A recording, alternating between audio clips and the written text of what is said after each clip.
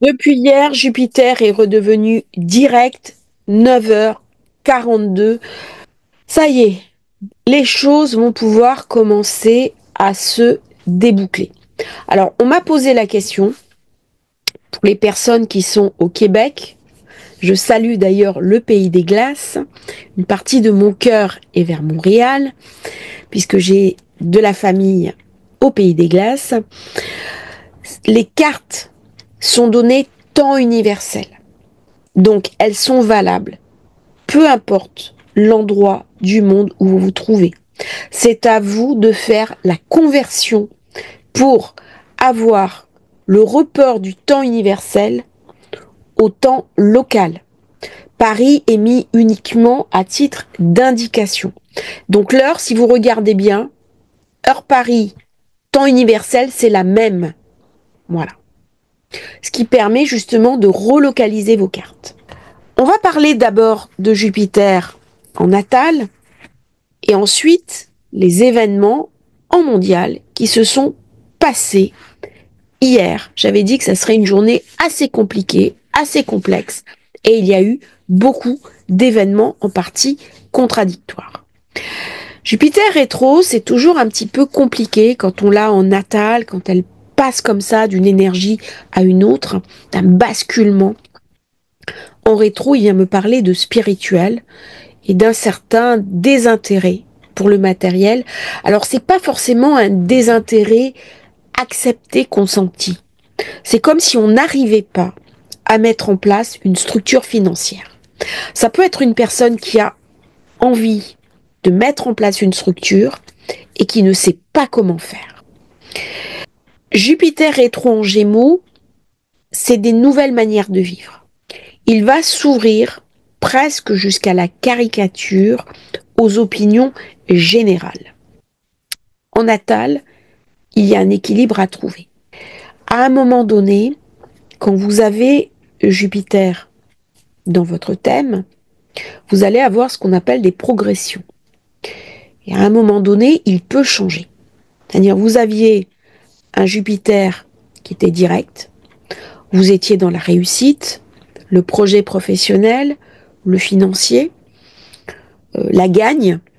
Alors, le Jupiter, c'est le leadership, c'est la conquête. Il y a un côté très social, très extraverti, très jovial. On aime les gens, on aime rencontrer du monde. Typiquement, c'est la personne qui a du charisme, qui se met sur le devant de la scène, qui est très extravertie. Et d'un coup, on n'a plus du tout envie de ça. On quitte son activité. Il y a une crise de vie qu'on associe parfois à la crise de la quarantaine, de la cinquantaine. Vous voyez, ça joue bien au niveau des projections. Et puis on part sac à dos, explorer le monde, ou alors dans un ashram. J'ai eu le cas avec un ami de mes parents qui avait une entreprise, qui gagnait pas mal d'argent, et suite à une crise personnelle, il a tout lâché. Il a tout vendu. Il a donné une très grosse partie à sa femme qui l'a quitté. Et il est parti s'intérioriser complètement. Et il a changé totalement de manière de vivre et de manière de se réaliser. Et quand j'ai vérifié dans son thème, il avait un Jupiter direct, très bien aspecté, qui d'un coup est devenu rétro. Ça fait un switch.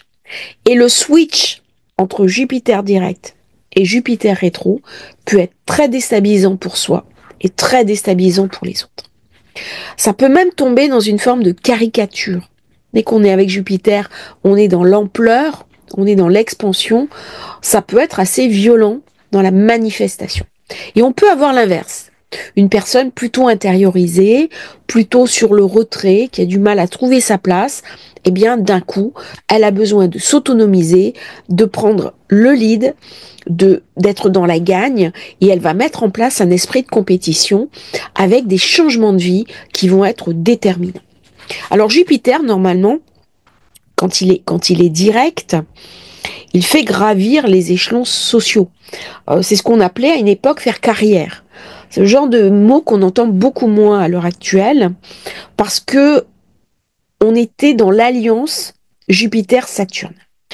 Jupiter tout seul, c'est le leadership, c'est gagner de l'argent très vite, très fort, quel que soit le prix à payer. Et on va en parler d'ailleurs en mondial de ce qui s'est passé et de ce switch entre la rétro et le direct qui ramène toujours beaucoup de puissance. Le cycle de Jupiter, c'est 12 ans. C'est un cycle que l'on trouve aussi en astrologie chinoise. Si vous regardez la vidéo que j'ai fait sur le serpent de bois, on en parle beaucoup de cycle de 12 ans. Quand il est rétro, il va y avoir une sorte de rétrécissement de soi. Il peut y avoir une perte de confiance. Il peut y avoir du retrait, du recul.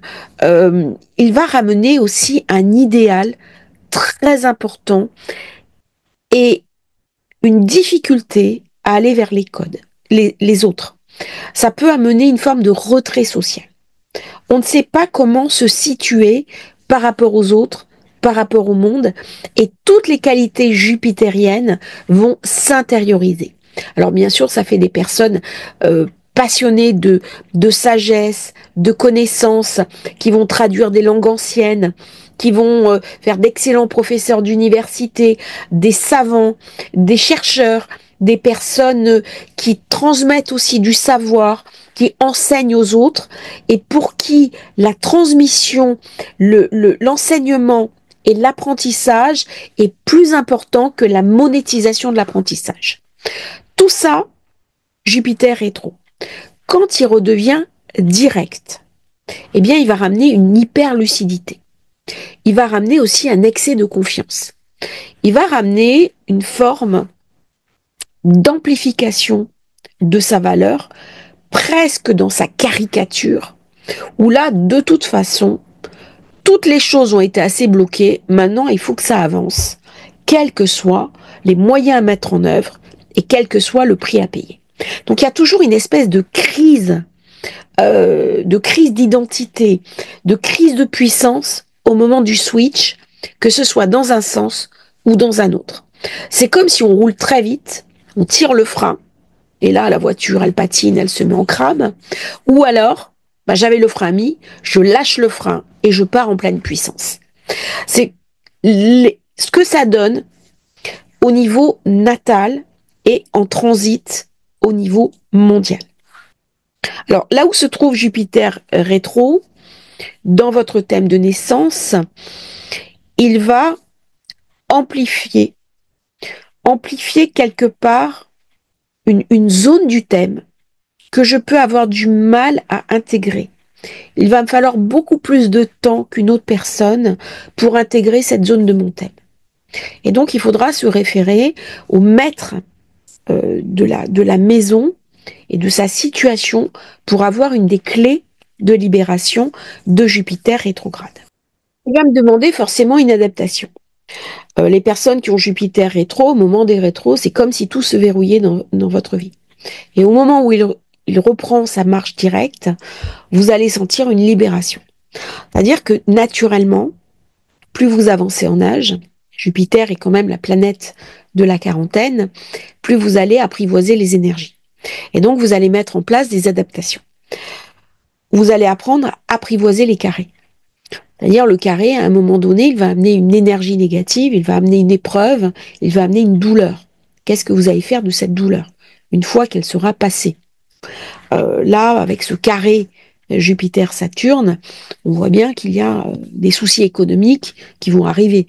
Il y a des tensions sur la bourse, il y a des incertitudes, il y a les cryptos qui ont baissé. Donc ça, c'est vraiment Jupiter-Saturne. Au moment où Jupiter devient direct, il y a quelque chose qui lâche de ce carré, en fait. Le carré rentre en pleine puissance. Donc, il ramène beaucoup d'incertitudes. Titre personnel, je vais être obligée d'apprendre à faire avec. Beaucoup de personnes font sans. Et c'est pour ça que certaines vies arrivent à des blocages. Mais quand j'accepte l'idée que ma planète ne fonctionne pas naturellement, alors je peux avoir l'impression d'être dans une forme de malchance. Certains me disent pourquoi j'ai moins de chance que les autres. Mais en fait, Jupiter rétro va vous ramener des qualités que vous allez pouvoir utiliser à votre profit. Il va simplement falloir dépasser un blocage, dépasser une structure et apprivoiser autre chose. Ça va demander un mécanisme mental à mettre en place. Les oppositions, eh bien, c'est fonctionner avec le regard de l'autre ou des autres. Alors, Jupiter qui switch, là, il était rétrograde, il devient direct dans le Gémeaux, il multiplie les points de vue, et il va poser aussi les questions indispensables de sa propre nature. Alors, Jupiter est différent du Sagittaire et du Poisson, les deux signes qu'il régit. Là, on parle vraiment de la planète qui est en faiblesse en Gémeaux. Quand elle est en faiblesse, une planète, on a tendance à tomber dans une forme de caricature d'elle-même. C'est-à-dire, on va suramplifier une des valeurs de Jupiter, à savoir que là, la question indispensable, c'est l'économique. Ça peut être aussi une survalorisation de l'éducation, du rapport que l'on a à la communication. Ça peut être des personnes qui parlent beaucoup. Ça peut être des personnes qui enseignent et qui se valorisent par rapport à l'enseignement qu'elles transmettent. Ou alors des personnes qui sont toujours dans la procédure, dans les papiers, dans les documents à envoyer, dans ce genre de choses, qui ont besoin de listes. Vous avez des personnes, elles ont plein de listes, elles écrivent énormément de choses. Ça peut être un Jupiter rétro en Gémeaux. Qu'est-ce qui s'est passé dans les événements d'hier? Première chose, normalement, la France a un budget. Vous voyez bien le côté économique, le côté beaucoup d'échanges, beaucoup de pourparlers, ça correspond bien aux Gémeaux, mais ça y est, la France, alors qu'on avait un gros blocage, un budget. Ça, c'est le premier point. Si on regarde les degrés, 2 femmes pleurent en regardant un jeune laurier brisé par le vent, des pieds duquel s'élève un rejeton. 2 femmes debout et pleurant. Alors sur quoi est-ce qu'elles pleurent? Donald Trump annonce vouloir prendre le contrôle de la bande de Gaza, en faire la Côte d'Azur du Moyen-Orient, lors d'une conférence de presse aux côtés de Benjamin Netanyahou, parlant du territoire palestinien comme d'un chantier de démolition. Alors, au niveau politique, j'avais dit que mardi serait une journée très particulière, très ambiguë, qu'elle aurait des répercussions sur le reste du monde. Et là, c'est le monde en ébullition, aussi bien l'ONU, les pays voisins, enfin tout le monde, l'Europe, et tout le monde est en ébullition depuis cette déclaration donc de ce Jupiter qui redevient direct. Alors ce qui est intéressant de voir au niveau des événements sur cette carte, c'est qu'il y a 2 événements. Il y a Jupiter direct en Gémeaux, donc on parle beaucoup, on communique beaucoup, on s'impose aussi avec énormément de puissance, mais c'est aussi Vénus qui avance vers la paix à marche forcée. Elle laisse pas le choix. Elle est en bélier. Donc elle va se recharger des énergies du nœud nord, qui lui est, depuis son passage en bélier, très chargé des énergies martiennes, avec Mars, bien sûr, qui est toujours dans le cancer. Ça, c'est le premier point. Deuxième événement important, la France a enfin un budget. Ça y est, ça a été voté. C'était bloqué depuis énormément de temps. Jupiter rétro. Là, on est toujours dans des événements liés à Jupiter, les finances publiques avec Saturne. Ça y est, c'est voté. Même par 49.3. Autre événement majeur, la poste américaine qui dit on prend plus les paquets qui viennent de Chine. Protectionnisme. Mars rétro dans le cancer, renforcé par Jupiter qui redevient direct. Là, on met en place des mesures de protection. Autre événement important, Zelensky, tout ça, ça s'est passé mardi. Je suis un petit peu en retard pour ma vidéo, je l'avais fait hier, et puis j'ai pas eu le temps de faire le montage, et j'étais pas tout à fait contente de la politique, de mon analyse de politique. Zelensky qui dit, on envisage faire la paix avec la Russie, avec Poutine. C'est la première fois qu'on évoque la paix au niveau de l'Ukraine. Ça va se faire, ça va pas se faire, c'est un autre débat. Mais c'est la première fois qu'il ouvre la possibilité. Vénus, Neptune, nœud nord, tout ça aidé par Jupiter qui met en avant. Malheureusement, le soir, tuerie en Suède. Alors là, c'est toutes les ambivalences de Jupiter parce qu'il est venu enfler un processus. Je vous ai préparé une vidéo spécialement sur le sujet, terrible, avec des morts, un attentat dans une zone d'éducation. Eh bien, l'éducation Gémeaux et Jupiter qui vient augmenter le risque par le carré avec Saturne et surtout trop d'énergie au nœud nord. Quand j'ai trop d'énergie au nœud nord, il y a souvent des attaques. J'en avais parlé, au moins succinctement, parce que j'aime pas trop m'appesantir sur ce genre de choses. Mais quand le nœud nord est chargé, on a des risques. On a des risques d'attaque.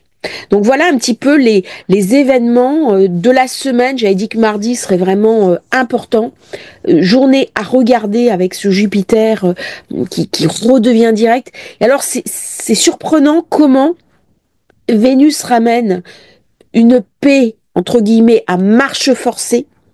Et Jupiter, il va s'exprimer dans ce qu'il sait être juste, mais c'est sa vision à lui du monde. Il est en faiblesse dans le Gémeaux.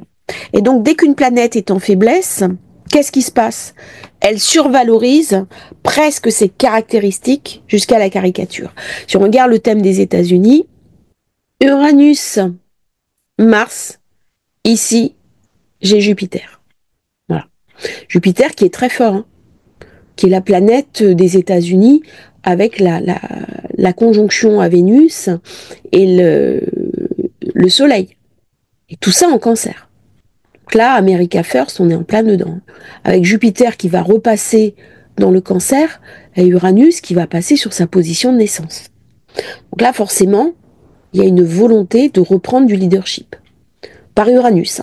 Et ça va passer, bien sûr, par les nouvelles technologies, par l'affirmation aussi avec ses partenaires. Mais des partenaires auxquels on ne va pas laisser le choix. Mars-Neptune. Quand même quelque chose de très dur avec Saturne en 10. Surtout carré au Soleil. Là, ça rigole pas avec ce genre de... Et regardez, Jupiter carré Saturne, ici, ça rigole pas. Et là, on a Jupiter qui est là, qui redevient direct sur le degré 11. Assez parlant comme carte. Un point important aussi, les IA et le contrôle légal des IA. DeepSeek a été interdit en Italie, par exemple. DeepSeek, c'est l'IA chinoise. Et là, il va y avoir une tentative de l'Europe de contrôler les IA, une guerre technologique entre IA qui va arriver quand Uranus sera dans le Gémeaux. Bon, Uranus est revenu direct la semaine dernière, ça a coïncidé justement avec DeepSeek. La sortie de DeepSeek. C'est intéressant de voir comment et ce carré Soleil-Mercure justement, et ben là c'est les tentatives des États de contrôler certaines IA. Mais de toute façon, il y aura quelque chose là au moment où Uranus va passer en Gémeaux. Alors même que Jupiter aura laissé sa marque, il aura laissé son empreinte d'un mouvement en avant, d'un mouvement de changement. C'est-à-dire, même si c'est interdit dans un pays, de toute façon, avec un VPN, vous pouvez pas faire grand-chose, quoi. Donc, et toutes les personnes qui sont technologiques utilisent en général des VPN, non pas pour contourner la légalité, c'est pas ça l'idée. C'est pas de frauder, c'est d'avoir accès aussi à des bases de données et à de la connaissance. Ça permet aussi d'obtenir du savoir. Ce qui, à mon avis, est le but principal de l'IA. Si l'IA est vue comme un outil de fraude, c'est pas intéressant. Le but, c'est vraiment d'amener du savoir, de la connaissance et de faire des synthèses parfois qui sont très difficiles à obtenir uniquement quand on travaille tout seul. Alors, Jupiter direct, c'est le dieu de l'Empire, de l'Olympe, dans toute sa splendeur, dans toute sa puissance, dans toute aussi son omniprésence. Et ça me fait penser, avec ce carré Saturne qui se dissout, qui se dilue, à la puissance des empires. On avait un espèce d'équilibre qui avait été posé par les organisations internationales, que ce soit l'ONU, que ce soit la Cour internationale de justice, que ce soit d'autres organisations internationales qui servaient un petit peu de contrepoids pour maintenir une forme d'équilibre déjà entre les grandes puissances, les petites puissances et une sorte de protection des frontières. Là, on a vraiment l'impression que l'empire, en particulier le côté expansionniste des États-Unis, d'ailleurs Trump a dit « Je suis un président expansionniste. L'expansion, c'est Jupiter. Et ça le caractérise bien. Et cette puissance des empires, elle s'illustre à travers des prises de position très fermes, avec 3 pays qui, à mon avis, sortent vraiment la tête hors de l'eau: États-Unis, Chine, Russie. Alors, il y a d'autres puissances, comme le Brésil ou l'Inde, mais là, il y a quelque chose qui est retenu. On a cette espèce de trio qui échappe complètement à ces instances internationales qui sont en train de se dissoudre, en train de se déliter. C'est vrai que ce carré Saturne contre Jupiter, alors que Jupiter redevient direct, va amplifier ce phénomène de la puissance des empires. Comme si on reprenait son pouvoir, quand on va voir la carte des États-Unis un tout petit peu plus tard dans la vidéo, vous allez comprendre pourquoi. Donc c'est un changement de mindset. C'est presque un changement de conception du monde. Alors, c'est pas uniquement Jupiter direct qui amène ça, mais j'ai dans les fondamentaux les planètes qui changent de signe. Première qui a commencé, c'est Pluton dans le Verseau.